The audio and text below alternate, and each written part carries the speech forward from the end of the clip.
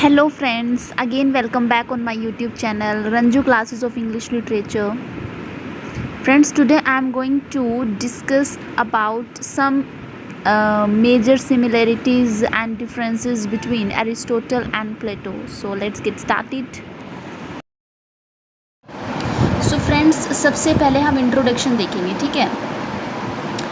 Introduction में क्या देखना हमने, इसमें मैंने डॉक्यूमेंट्स फिल कर रखे हैं। देखिए फ्रेंड्स, हम पहले टाइम सिलेक्ट कर देते हैं कौन सा यूज़ करना है and then we so let's start. देखिए friends, Aristotle was a disciple of Plato. Disciple क्या होता है फ्रेंड्स? डिसाइपल का मतलब आप सभी को पता ही होगा, डिसाइपल, ठीक है। डिसाइपल को क्या बोलेंगे हम? डिसाइपल मीन्स होता है जो होता है शिष्य, ठीक है। जैसे गुरु शिष्य होते हैं ना, उसकी बात हो रही है, ठीक है। जिससे भी आप कोई चीज़ सीखते हो, जैसे आपको कोई टीचर आपको कुछ सिखा रहा है, ठीक है, तो उसको हम क्या बोलेंगे? उसको हम अपना गुरु बोलेंगे। और हम जिससे सीख रहे हैं, ठीक है, हम उसके क्या हुए? शिष्य हुए, ठीक है। तो एरिस्टोटल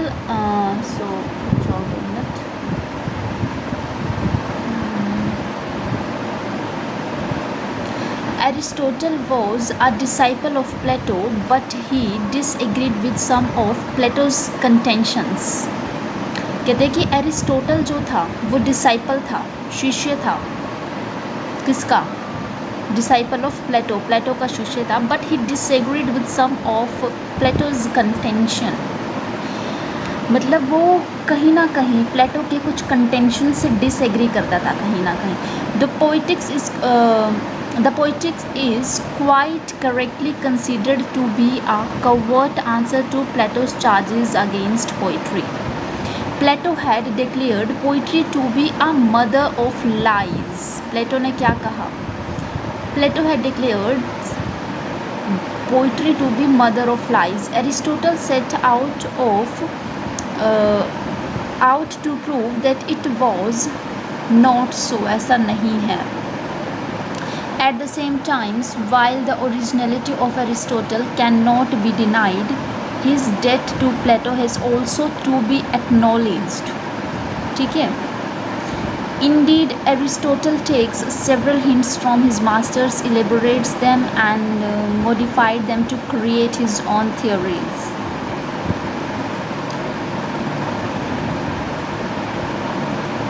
Okay, and then अब हम सिमिलैरिटीज़ देखते हैं। सिमिलैरिटीज़ क्या थी? Firstly, both Greek thinkers considered poetry to be an imitative art. अगर हम सिमिलैरिटीज़ की बात करें तो दोनों के दोनों जो थे वो ग्रीक थिंकर्स थे फ्रेंड्स, ठीक है। क्या थे? ग्रीक थिंकर्स थे। And secondly, they agreed that poetry arouses emotion.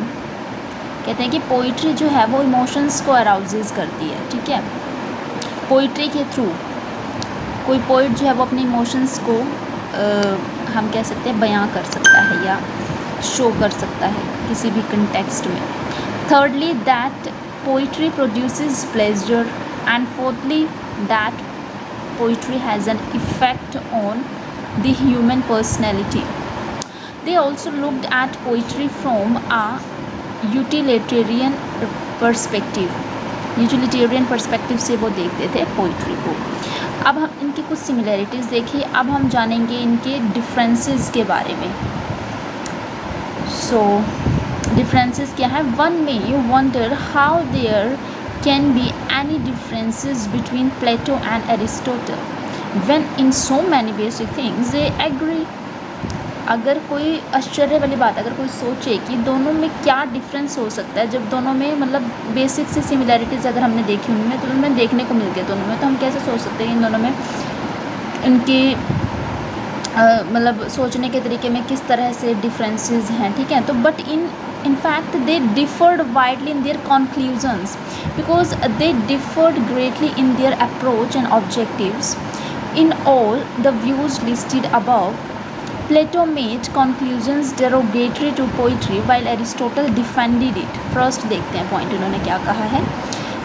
Plato was an idealist, ठीक है। प्लेटो कौन थे?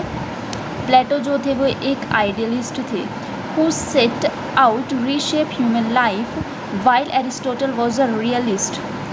ये याद रखना फ्रेंड्स, प्लेटो जो था वो आइडियलिस्ट था और जो एरिस्टोटल था वो रियलिस्ट था। ठीक है, Aristotle was a realist trying to reorganise human knowledge.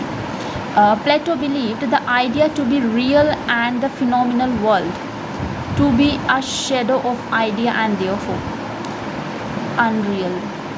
But Aristotle believed in the world of senses as being real. He believed that the physical world should form the basis of any scientific study. He moves from the real to the ideal, from the particular to the general. Plato and Aristotle, second point हम देखें अगर इनका, ठीक है। Second point क्या है friends,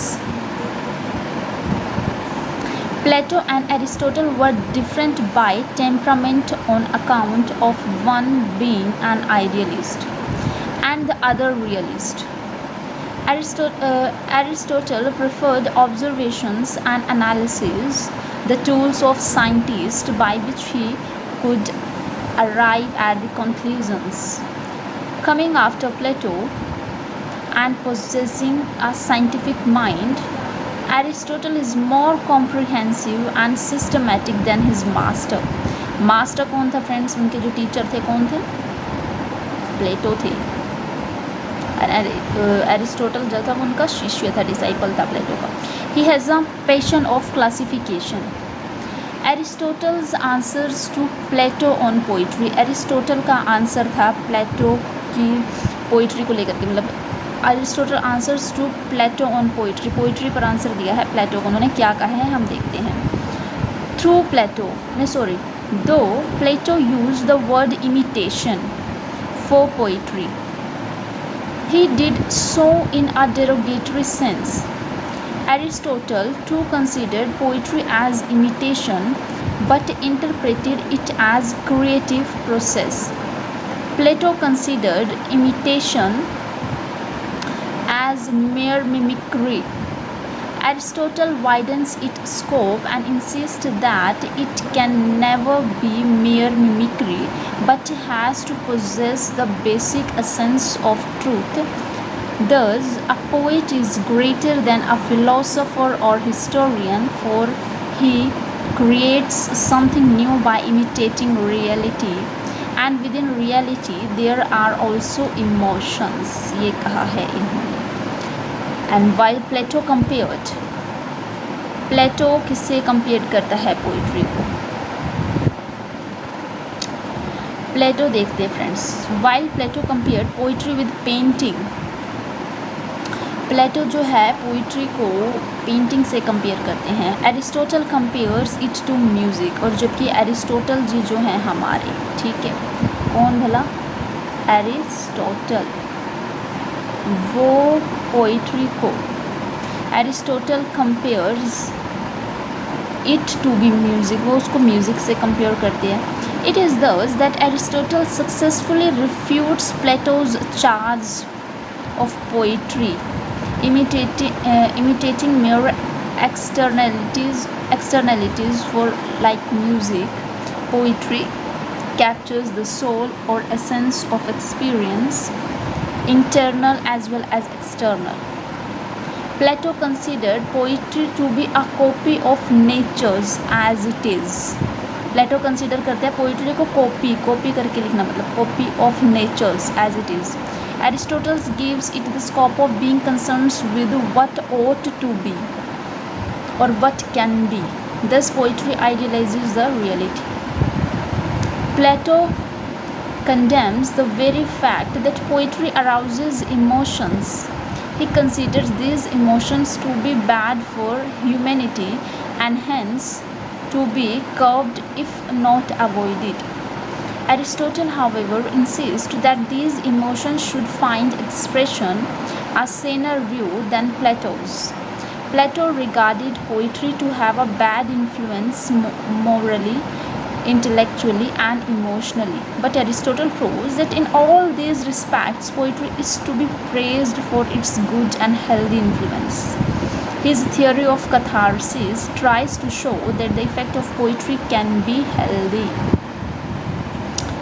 and conclusion में क्या कहते हैं, Plato and Aristotle thus differed widely in their views though their basic premises were similar. कुछ ना कुछ वहाँ पे उनकी सिमिलरिटीज़ हमें भी देखने को मिल सकती है. They arrived at opposite conclusions because their methods and objectives were different. Obviously conclusion तो ऑपोजिट ही निकलेगा ना, क्योंकि उनके मेथड्स और जो उनके ऑब्जेक्टिव्स है वो डिफरेंट थे. Aristotle proceeded from things to ideas. Aristotle जो है प्रोसीड करते हैं थिंग्स से आइडियाज़ की तरफ प्रोसीड करते हैं, और जबकि Plato went from ideas to things, वो आइडिया से थिंग्स की तरफ करते हैं. Aristotle was scientific, Plato was metaphysical. It is this basic difference that forms the background to their views on poetry. So I hope आपको अच्छे से समझ में आया होगा. So that's for all today's lecture. I hope you like the video. If you like video, please subscribe my channel and as well as share with your friends. Thanks for watching this video. Have a nice day.